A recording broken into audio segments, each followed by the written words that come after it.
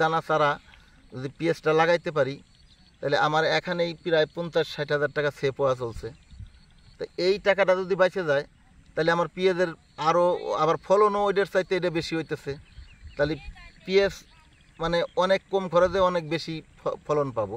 আসসালামু আলাইকুম দর্শক, আমি আজকে আসছি ধোলাইয়ের চর নর্থ চ্যানেল ইউনিয়ন।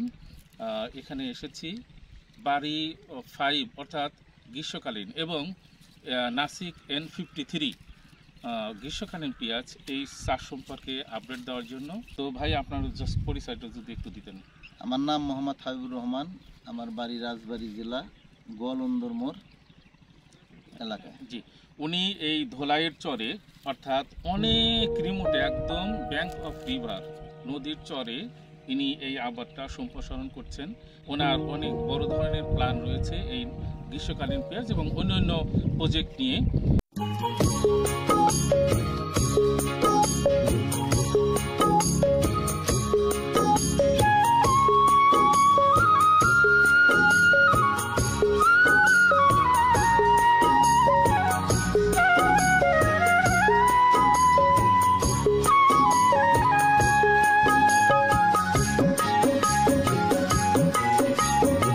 গ্রীষ্মকালীন পেঁয়াজ আবাদ করছি নর্থ চ্যানেল ইউনিয়ন চর ধোলাই গ্রামে। তাই এই পেঁয়াজ আবাদ করে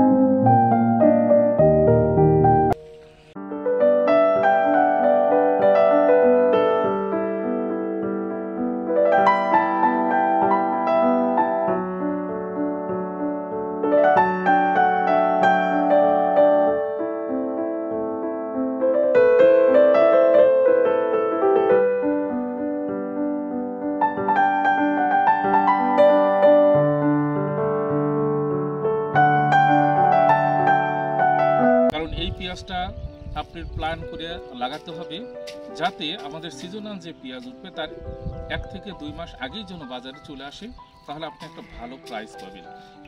আপনার কাছে অভিজ্ঞতা কি বলে যে এটা নিয়ে আপনি কি আরো সামনে আগাবেন, প্ল্যান আছে এবং আসলে সম্ভাবনা কি আছে? ভবিষ্যতে আমাদের আরো বেশি করার আশা আছে, কিন্তু সেটা আরো আগে করব। যে এবার করা আমাদের লেট হয়েছে, এটা আমরা চাইতেছি মুড়ি কাটা যে পেঁয়াজটা আমাদের দেশে উঠে তার আগে যদি আমরা উঠাতে পারি এটা, তাহলে আমরা আরো দাম ভালো পাবো। তাতে আবার পেঁয়াজের যে ঘাটতি থাকে সেটাও আগেই পূরণ হবে। তবে এই পেঁয়াজটাই যদি আমরা আরো 1 মাস আগে করতে পারতাম তাহলে ফলনও আরো ভালো হতো এবং আমাদের হলো এই দামও আরো ডবল পাতাম। 2600 টাকা প্রথমে বাজার ছিল, 2600 টাকা বাজার পাতাম।